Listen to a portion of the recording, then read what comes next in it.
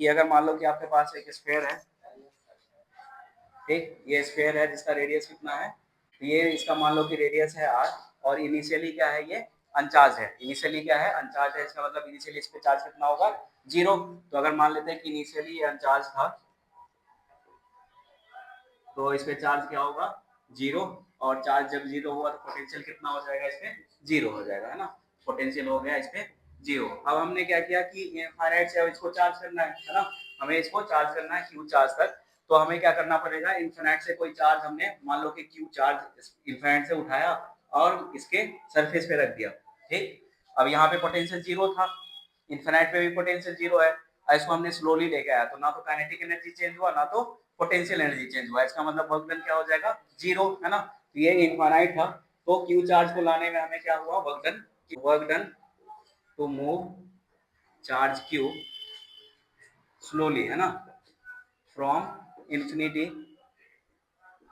तो क्या हो जाएगा, ये वर्क डन 0 हुआ। जैसे हमने क्यू चार्ज को उस पर रखा, मतलब कि पोटेंशियल अब कितना हो गया, के क्यू बाय आर, है ना। तो पोटेंशियल नाउ ये हो गया के क्यू बाय आर, है ना, k q by r. Small q हमने रखा तो small q k q by r. अब क्या करेंगे हम लोग, इसको हमें चार्ज करना है, तो चार्ज हमें चार्ज करना है इसको क्यू चार्ज से। इसका मतलब डी क्यू हम चार्ज उठा के ले आए एक बार, फिर इस पे रख दिया, फिर डी क्यू चार्ज उठा के लाए, फिर इस पे रख दिया। इस तरह से हमें कहाँ तक कंटिन्यू करना है, कि जब तक ये चार्ज क्यू ना हो जाए, है ना। तो अब करेंगे हम लोग क्या, कि यहाँ से हमने डी क्यू चार्ज उठाया छोटा सा, है ना, डी क्यू चार्ज इनफिनाइट से उठाया और फिर इसके सरफेस पे रख दिया। यहाँ पे पोटेंशियल कितना, 0, और यहाँ पे पोटेंशियल कितना, के क्यू बाय आर। तो इसका मतलब यहाँ पे पोटेंशियल एनर्जी कितना हो जाएगा, k q by r into d q, और यहाँ पे पोटेंशियल एनर्जी कितना हो जाएगा, 0। ये समझे, जो पोटेंशियल एनर्जी होता है, पोटेंशियल एनर्जी का फॉर्मूला क्या है, q into we.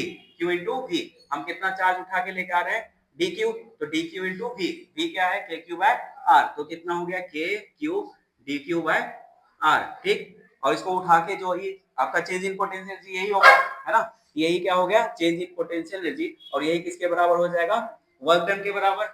Work done is equal to change in potential energy, हम लोग शुरू में पढ़ते आ रहे हैं, है ना। ये जो छोटा सा चार्ज उठा के लाया, तो ये जो वर्क डन करेगा, छोटा सा वर्क डन करेगा, ये हो गया डी डब्ल्यू। हमें कितना चार्ज करना है, इसको क्यू चार्ज करना है। इसका मतलब डी क्यू करके हम लोग इसको चार्ज करेंगे, तो टोटल वर्क डन जो हो जाएगा, टोटल वर्क डन के लिए क्या करना पड़ेगा, k into q d q upon r को इंटीग्रेट करना पड़ेगा। कहाँ से, इनिशियली हमने चार्ज 0 लाया, फिर धीरे से हमने डी क्यू रखा, फिर डी क्यू रखा, और इस तरह से 0 से लेके कहाँ तक चार्ज करना पड़ेगा इसको, क्यू तक, ठीक। तो कांस्टेंट क्या है, के, और आर कांस्टेंट है, बाहर आ गया, और ये क्या बच गया, क्यू इंटू डी क्यू, है ना, 0 से लेके क्यू तक। अब इंटीग्रेशन का फॉर्मूला लगाएंगे तो क्या होगा, ये Q square by 2, power rule लगाएंगे तो क्यू स्क्वायर बाय 2, ये हो गया के अपॉन आर, और ये हो गया Q square by 2। Lower limit कितना, 0, अपर लिमिट क्यू, तो ये कितना हो गया, k q square bye 2r, के क्यू स्क्वायर बाय 2r। इतना वर्क करना पड़ा है इसको चार्ज करने के लिए। तो ये जितना वर्क लगा वही क्या होगा, इसके स्टोर हो जाएगा,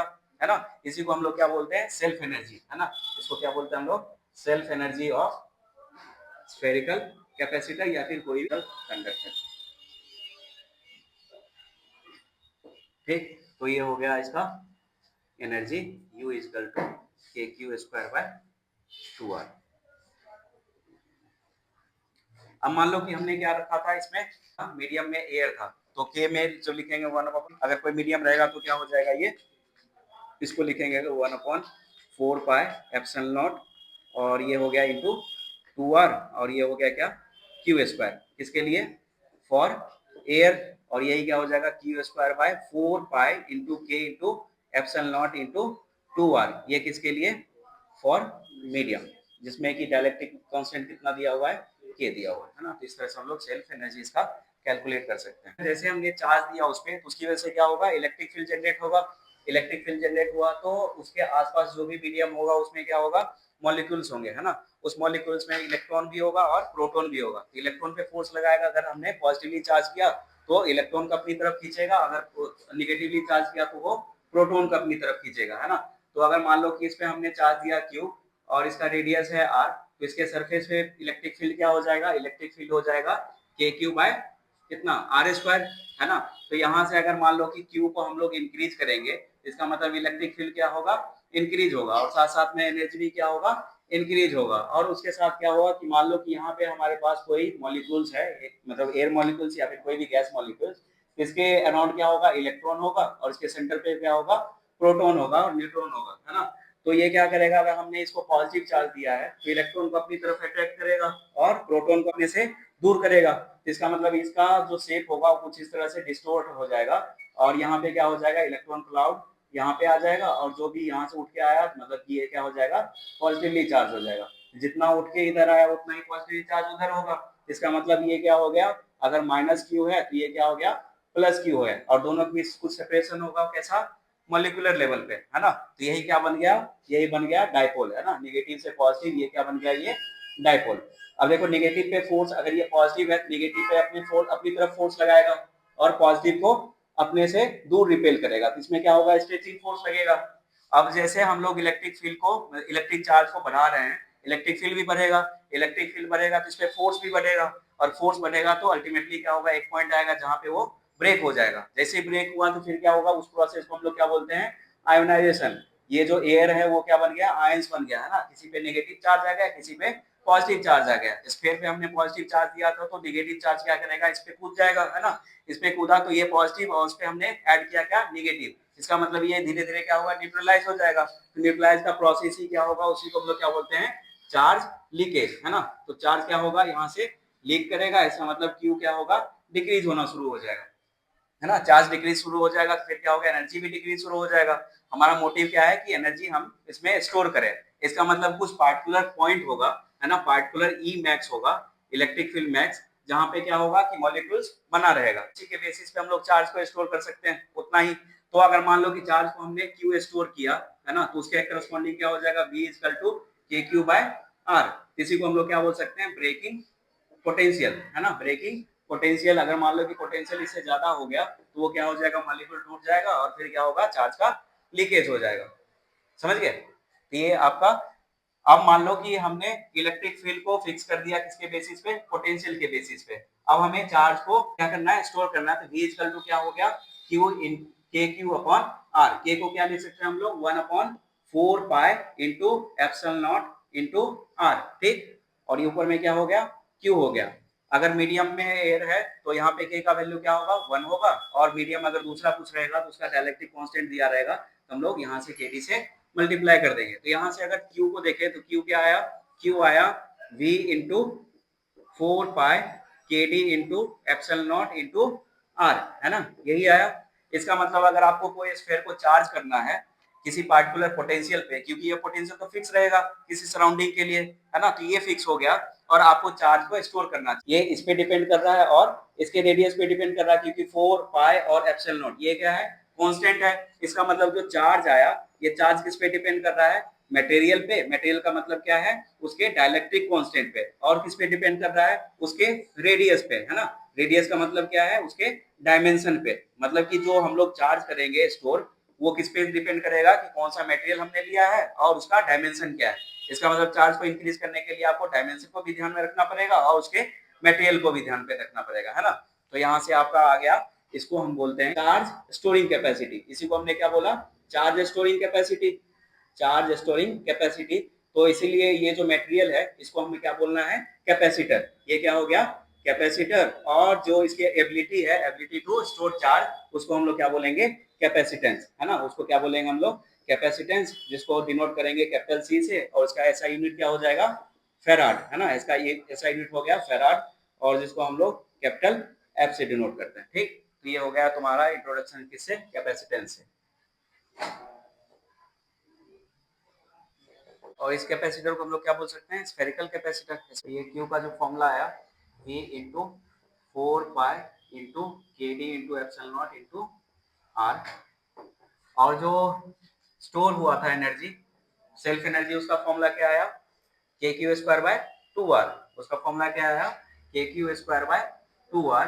के क्यू हम लोग क्या लिख सकते हैं, 1/4 पाई इंटू के D into epsilon not into 2 r, और ये क्या हो गया, क्यू स्क्वायर, ठीक। इसी को हमने क्या बोला, 4 pi k D into epsilon not into r, है ना। ये आर इधर आया तो यहाँ से आर डिलीट हो गया। इसी को हमने क्या बोला, कैपेसिटेंस, है ना। तो फॉर्मूला क्या हो गया, Q square by 2 C, Q square by two C. अगर मान लो कि कोई कैपेसिटर दिया हुआ, उसका कैपेसिटेंस दिया हुआ है, अगर आपको बोलेगा कि क्यू चार्ज हमें करना है तो कितना एनर्जी उसमें स्टोर होगा, कितना हो जाएगा क्यू स्क्वायर बाय टू सी, है ना। तो यू इक्वल टू हो गया क्यू स्क्वायर बाय टू सी। फिर क्यू को हम लोग क्या लिख सकते हैं, सी इंटू वी, है ना। तो क्यू को अगर सी इंटू वी लिखे तो सी वी का स्क्वायर अपॉन टू सी, तो ये क्या हो जाएगा C square V square upon two C, तो ये क्या हो गया C V square by two. तो जब भी आपको कैपेसिटर बोलेगा कि कितना एनर्जी स्टोर हुआ, उसके लिए आपके दो फॉर्मूले आ गए, Q square by two C या फिर C V square by two, C V square by two. मान लो कि आपको चार्ज दिया हुआ और कैपेसिटेंस दिया हुआ तो ये फॉर्मूला यूज कर लेंगे, और मतलब कैपेसिटेंस और वोल्टेज दिया हुआ तो ये फॉर्मूला यूज कर लेंगे।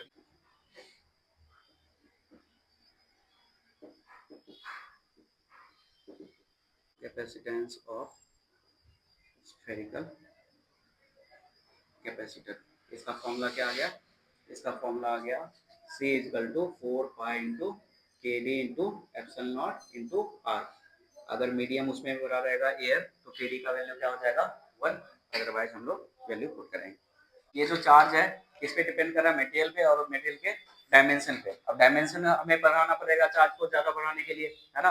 लेकिन ऐसा तो है नहीं कि हम लोग रेडियस को भी इनफाइनाइटली बढ़ाते चले जाएंगे, है ना, वो क्या होगा फिजिबल नहीं होगा। तो हमारे लिए क्या दूसरा ऑप्शन है कि जो मटेरियल हम लोग बढ़ रहे हैं उसी मटेरियल को हम लोग ज्यादा डायलेक्ट्रिक कांस्टेंट वाले मटेरियल से उसको फिल कर दें, है ना।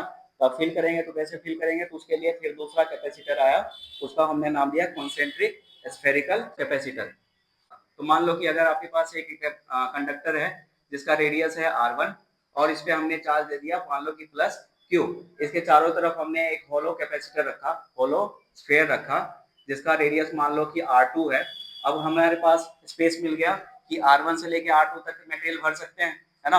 और उसका डायलेक्ट्रिक अगर ज्यादा होगा तो इसका मतलब क्या है, हम लोग चार्ज को बढ़ा सकते हैं, है ना। तो इस वाले रीजन में है, इस वाले रीजन में हमने क्या किया, कुछ मटेरियल भर दिया जिसका डायलेक्ट्रिक कांस्टेंट मान लो के है। इसमें हमने के डायलेक्ट्रिक कांस्टेंट का कुछ मटेरियल इसमें भर दिया। अब इस पे हमने पॉजिटिव चार्ज रखा, है ना, इस पे क्या रखा पॉजिटिव चार्ज। तो इस कंडक्टर के यहाँ पे क्या इंड्यूस होगा माइनस चार्ज, इसके बाहर में क्या होगा प्लस चार्ज। अब हमें क्या चाहिए, सिर्फ पॉजिटिव चार्ज और नेगेटिव चार्ज चाहिए, है ना। इसको बाहर निकालने के लिए क्या करना पड़ेगा, अर्थिंग करना पड़ेगा। तो हम क्या किए कि बाहर वाले सरफेस को अर्थिंग से कनेक्ट कर दिए, अर्थिंग कर दिए। तो इसका मतलब अर्थिंग का मतलब क्या है, जीरो पोटेंशियल। तो ये जीरो पोटेंशियल हो गया और ये पॉजिटिव चार्ज है, मतलब कि सरफेस पे पोटेंशियल क्या होगा पॉजिटिव, सरफेस पे पोटेंशियल है वो हाइयर है और अर्थिंग पे क्या है लोअर है। तो जो पॉजिटिव चार्ज है कहाँ से मूव करता है हाइयर टू लोअर, इलेक्ट्रॉन कहाँ से मूव करता है लोअर टू हाई। तो ये आपका पॉजिटिव चार्ज जो भी है वो क्या करेगा मूव कर जाएगा कहाँ पे अर्थ पे। तो हमारे पास जो बन जाएगा ये बन जाएगा आपको ये कंसेंट्रिक कैपेसिटर बन गया, जिसके इस पे चार्ज कितना क्यू और इसके इनर सरफेस पे चार्ज कितना माइनस क्यू। इसको हमने अर्थ किया था तो मतलब कि आउटर सरफेस का पोटेंशियल कितना 0 वोल्ट और मान लेते हैं इसका पोटेंशियल कुछ है V, ठीक। इसके बीच में हमने मटेरियल भरा जिसका डायलेक्ट्रिक कांस्टेंट है K। अब हमें जो निकालना होगा formula Q equal to V into C इस वाले फॉर्म में। तो Q हमें पता है, Q हमने चार्ज Q रखा है ना, पोटेंशियल हमें पता है कि V है, हमें क्या करना पड़ेगा कैपेसिटेंस निकालना पड़ेगा। तो इसका मतलब पोटेंशियल को अगर लिखेंगे, पोटेंशियल को कैसे लिख सकते हैं हम लोग, पहले इलेक्ट्रिक फील्ड लिखना पड़ेगा, है ना। तो मान लेते हैं कि एक गॉसियन सरफेस जिसका रेडियस कितना स्मॉल r, है ना। इनर का रेडियस कितना था R1, आउटर का रेडियस कितना था R2, ठीक। तो इलेक्ट्रिक फील्ड क्या होगा, electric field into 4 pi r square, किससे गॉस लॉ से, है ना। तो गॉस लॉ क्या बोला था, electric flux equal to total charge inside upon k into epsilon not, है ना। यहाँ पे अगर मान लो कि कोई मीडियम रहता के रहता, अगर एयर रहता तो क्या होता क्यू अपॉन एप्सिलॉन नॉट, है ना। तो यहाँ पे देख रहे हैं हम लोग इलेक्ट्रिक फील्ड क्या हो गया, इलेक्ट्रिक फील्ड हो गया क्यू इनसाइड। अब ये जो हमारे पास गॉसियन सरफेस है उसके अंदर में कौन सा चार्ज है, सिर्फ प्लस क्यू है, क्योंकि माइनस क्यू वाला उससे बाहर है। तो कितना हो गया ये Q upon k into epsilon not. तो इसको इलेक्ट्रिक फील्ड क्या हो गया, इसको इधर लेके आएंगे तो Q upon 4 pi into K into epsilon not, है ना, के डी लिख लो इसको। तो कितना हो गया ये, और ये हो गया तुम्हारा आर स्क्वायर और ऊपर में के, ठीक। और इसी को हम लोग इलेक्ट्रिक फील्ड को क्या जानते हैं minus d V by d r, है ना। तो इसको क्या लिख सकते हैं हम लोग minus d V by d r. तो डी वी क्या हो गया, डी वी हो गया जो कांस्टेंट है इसको बाहर निकाल दिया क्यू अपॉन 4 पाई इंटू के डी इंटू एप्सिलॉन नॉट, और यहाँ पे बच गया डी आर इधर आया 1 अपॉन आर स्क्वायर, है ना। तो हमें क्या करना पड़ेगा अब इंटीग्रेट करना पड़ेगा। तो इंटीग्रेट करेंगे तो आर इजकल टू R1 है ना, आर इजकल टू R1 रखेंगे तो फर्स्ट वाले के सरफेस पे पहुंचे जहां पे पोटेंशियल कितना है V है ना, जहां पे पोटेंशियल कितना है V है, यही R का वैल्यू कैपिटल R2 हो जाएगा। इसका मतलब आउटर सरफेस पे हम लोग पहुंच गए, आउटर सरफेस पे पोटेंशियल कितना 0, मतलब कि R इक्वल टू R2 हुआ तो मतलब कि पोटेंशियल कितना हो गया, ये 0 हो गया। लेफ्ट हैंड साइड का इंटीग्रेशन क्या हो जाएगा, V है ना, लोअर लिमिट कितना V, अपर लिमिट कितना 0। यहाँ पे देख रहे हैं कि ये क्या है R टू द पावर -2, इसका मतलब ये क्या हो जाएगा, क्या होगा Q upon 4 pi k D into epsilon not, और ये क्या हो जाएगा R to the power -1 upon -1। ये हो गया कितना R1 से लेके R2 तक, साथ में माइनस भी था है ना, dB को लेके आया था, ये माइनस था ना, एक माइनस यहाँ पे था, तो ये क्या हो गया 0 माइनस V इक्वल टू क्या Q upon 4 pi k D into epsilon not, और ये इसको क्या लिख सकते हैं 1 upon R2 minus 1 upon R1 है ना, और ये माइनस कैंसिल आउट हो गया, तो ये क्या हो गया V equal to Q upon 4 pi k D into epsilon not, और ये क्या हो जाएगा 1 upon R1 minus 1 upon R2 equal to क्या लिख सकते हैं Q, और ये हो जाएगा R2 minus R1 divided by R1 R2, ये हो गया R2 minus R1 divided by 4 pi k D into epsilon not R1 R2। तो यहाँ से Q लिखेंगे तो Q क्या हो जाएगा, इसको V से मल्टीप्लाई करेंगे और ये डिनोमिनेटर में आ जाएगा, तो Q इक्वल टू क्या हो गया 4 pi k D into epsilon not R1 R2 divided by R2 minus R1 है ना, और ये क्या हो गया मल्टीप्लाई बाय V। अभी हमने फॉर्मूला पढ़ा Q इक्वल टू क्या होता है C into V, Q equal to C into V, इसका मतलब अगर इसको कंपेयर करेंगे तो ये क्या हो गया कैपेसिटेंस ऑफ कॉन्सेंट्रिक कैपेसिटर, ठीक, जहां पे आपको आउटर रेडियस दिया रहेगा, इनर रेडियस दिया रहेगा, मटेरियल अगर कुछ भरा हुआ तो उसका डाइलेक्ट्रिक दिया रहेगा, वैल्यू पुट कर देंगे तो कैपेसिटेंस आ जाएगा। जब कैपेसिटेंस आ गया तो बाकी सब कुछ आ जाएगा।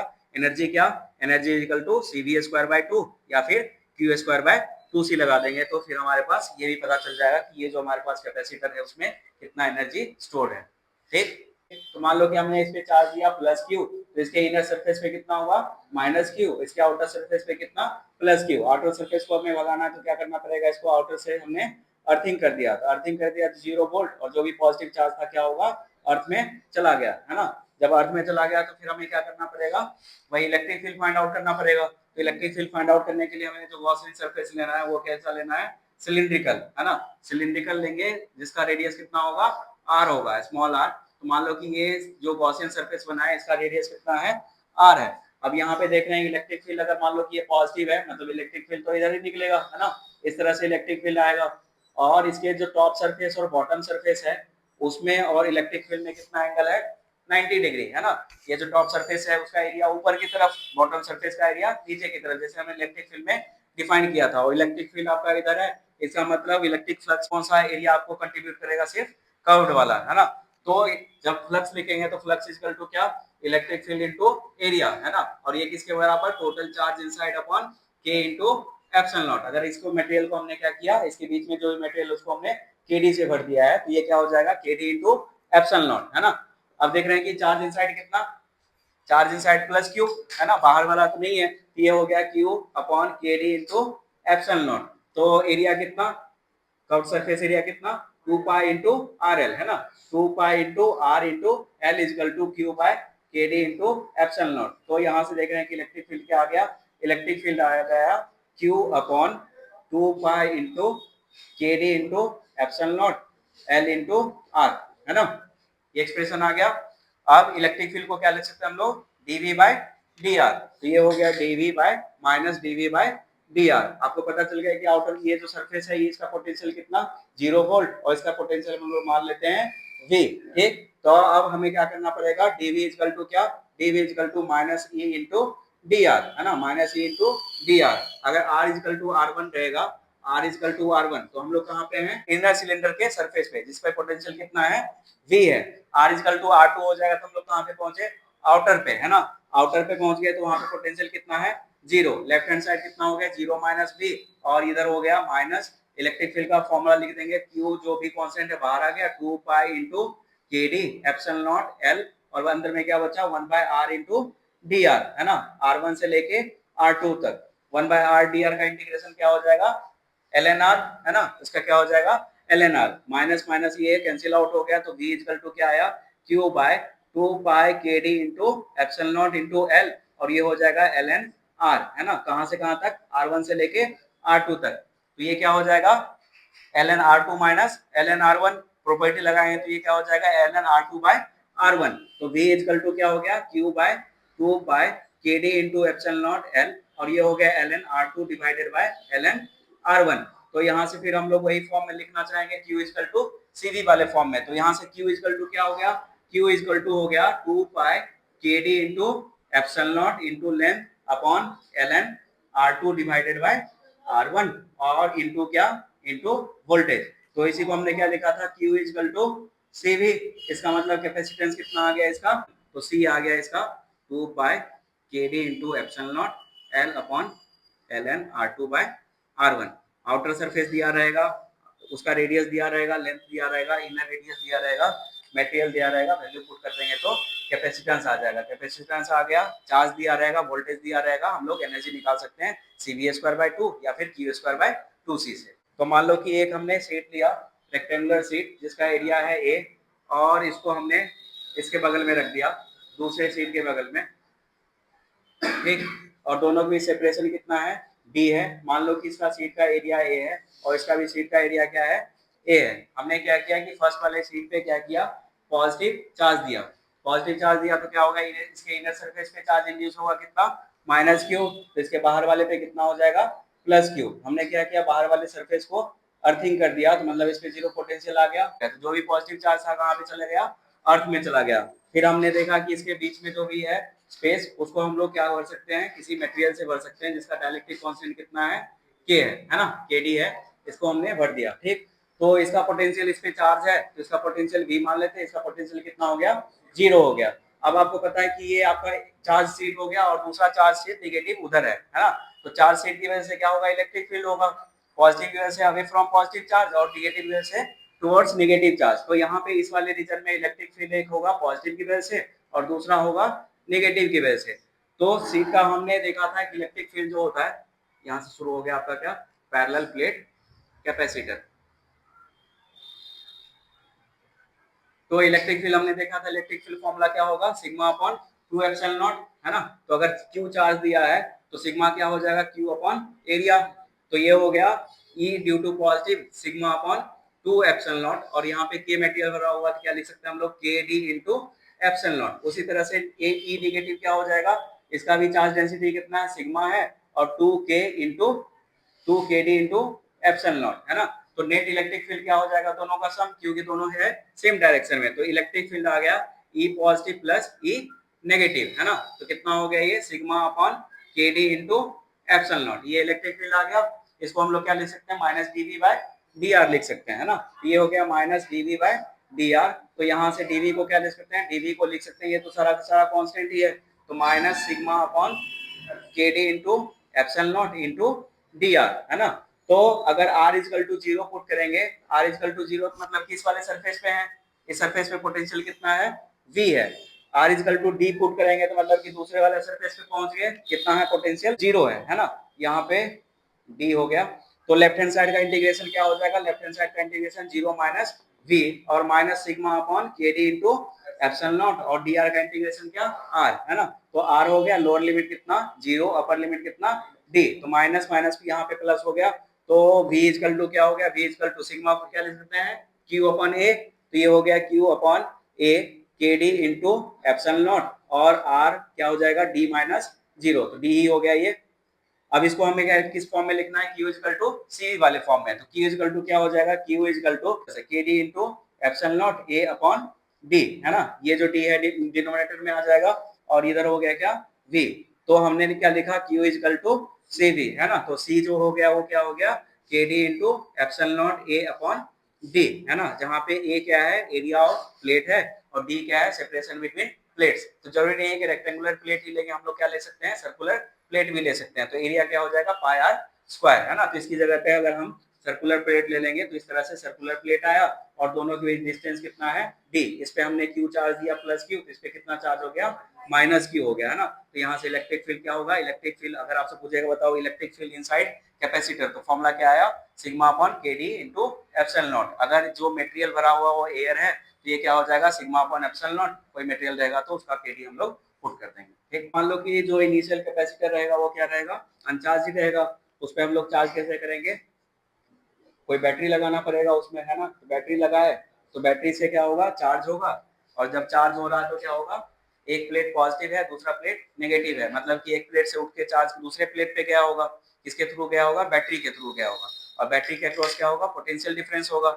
और हमें पता है कि जब भी चार्ज पोटेंशियल डिफरेंस में ट्रेवल करेगा उस पर वर्क डन होगा, वर्क डन इक्वल टू क्या चार्ज इनटू पोटेंशियल डिफरेंस। इसका मतलब बैटरी का पोटेंशियल अगर V है और Q चार्ज जा रहा है तो इसका मतलब कितना वर्क करेगा वो Q इंटू V। Q को हम लोग क्या लिख सकते हैं C इंटू V, तो क्या हो गया CV स्क्वायर, और जो हमने स्टोर किया था एनर्जी कितना आया था CV स्क्वायर बाय 2 है ना। इसका मतलब जो रेस्ट बच गया CV स्क्वायर बाय 2 कहाँ पे गया होगा हीट के फॉर्म में बाहर लॉस्ट हो गया होगा। तो अगर आपसे बोलेगा कि बैटरी ने वर्क किया 4 जूल तो बताओ कितना स्टोर हुआ होगा, उसका हाफ है ना 2 जूल स्टोर हुआ होगा, और 2 जूल कहाँ पे लॉस्ट हुआ गया हीट के फॉर्म में है ना।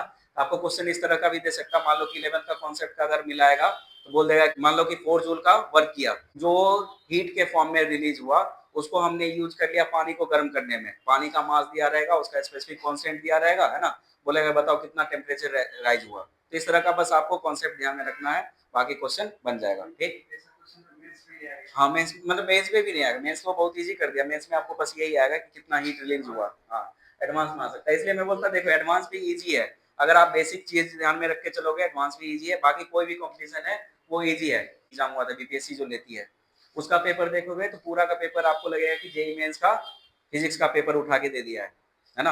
अब उस टाइम मान लो कि आपने ग्रेजुएशन कंप्लीट किया बीएससी किया और आप बोल रहे हो कि नहीं मुझे बीपीएससी करना है यूपीएससी करना है, उसमें भी आप देख रहे हो कि यही सब फिजिक्स में क्वेश्चन आ रहा है, बोलोगे इससे अच्छा तो इंजीनियरिंग कर लेते है ना।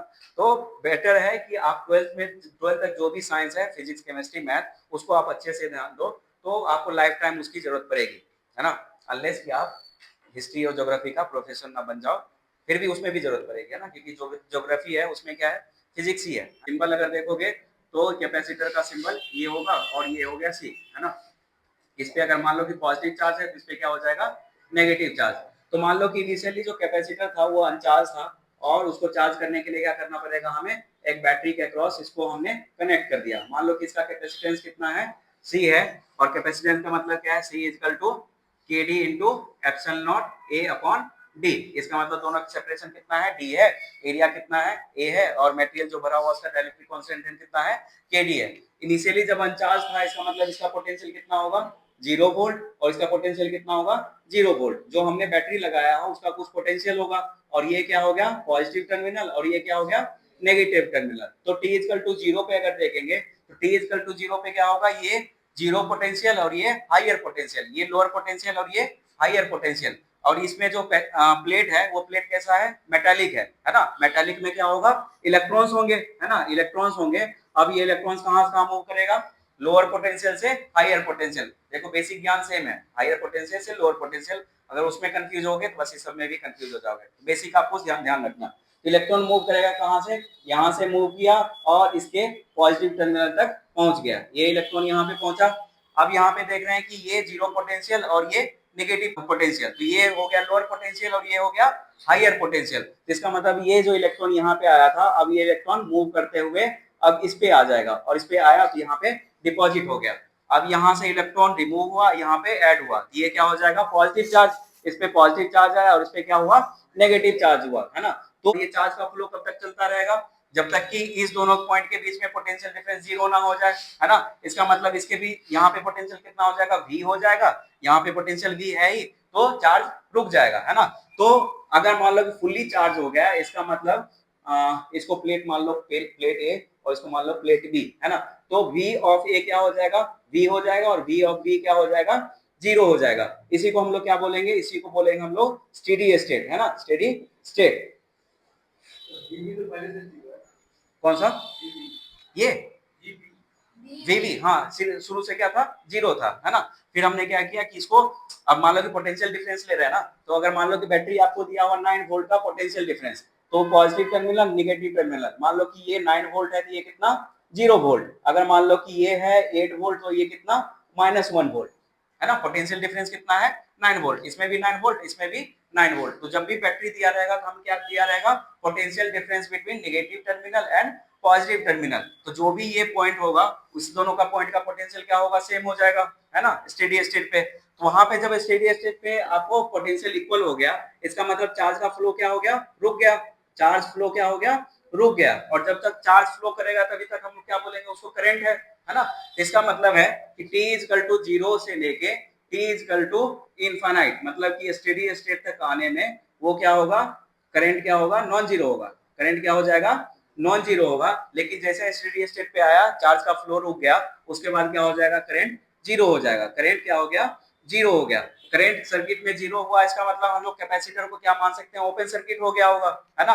तो इसको हम लोग मान सकते हैं कि ये जो कैपेसिटर था, अब ये क्या हो गया, ओपन सर्किट हो गया, और इसकी वजह से सर्किट में कोई भी करंट नहीं है, कोई भी करंट। देखो इलेक्ट्रॉन आपका इधर मूव कर रहा था तो करंट का डायरेक्शन उसके अपोजिट होगा, है ना। तो करंट आ रहा था, तो t इक्वल टू 0 पे क्या होगा, t इक्वल टू 0 पे करंट तो फ्लो करेगा।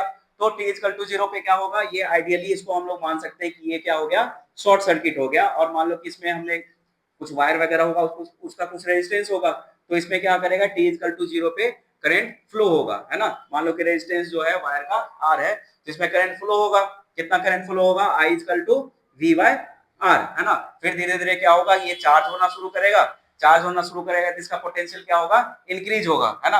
जैसे जैसे इंक्रीज होगा मतलब पोटेंशियल डिफरेंस क्या होगा, डिक्रीज होता चला जाएगा। जब पोटेंशियल डिफरेंस डिक्रीज होता चला जाएगा तो करंट भी क्या होगा, वो डिक्रीज होता चला जाएगा, और एक पॉइंट आएगा जिसको हम लोग स्टेडी करंट, स्टेडी स्टेट बोलते हैं। तो वहां पे करंट क्या हो जाएगा, जीरो हो जाएगा। जब करंट जीरो हो जाएगा तो हम लोग क्या मान सकते हैं, एज्यूम कर सकते हैं कि कैपेसिटर क्या हो गया, ओपन सर्किट हो गया। यही कॉन्सेप्ट जब आप आगे पढ़ोगे एसी में, एसी में जब हम लोग आरसी सर्किट पढ़ेंगे या फिर डायोड पढ़ेंगे, तो वहां पे ये कॉन्सेप्ट आपको ध्यान में रखना है कि स्टेडी स्टेट में कैपेसिटर कैसे बिहेव करेगा, ओपन सर्किट की तरह, और t इक्वल टू 0 पे ये कैसे बिहेव करेगा, शॉर्ट सर्किट की तरह, है ना, नॉर्मल एक वायर की तरह, शॉर्ट सर्किट या फिर एक नॉर्मल वायर की तरह। तो इसलिए करंट जो होगा सर्किट में मैक्सिमम कब होगा, t इक्वल टू 0 पे, और मिनिमम कब होगा, t इक्वल टू इनफाइनाइट, या फिर जिसको हम लोग स्टेडी स्टेट बोलते हैं। बैटरी वर्क डन जो हो गया, कितना चार्ज क्यू था, है ना, पोटेंशियल डिफरेंस कितना था, v था, इतना वर्क किया। क्यू को क्या लिख सकते हैं हम लोग, cv लिख सकते हैं, और ये हो गया v, ये क्या हो गया, cv square, work done by battery is equal to cv square, और एनर्जी स्टोर्ड क्या हो गया, cv square by 2, cv square by 2। तो रिमेनिंग जो एनर्जी है वो क्या हो जाएगा, लॉस्ट हो जाएगा, लॉस्ट एज हीट। वो कितना लॉस्ट हो गया, cv स्क्वायर बाय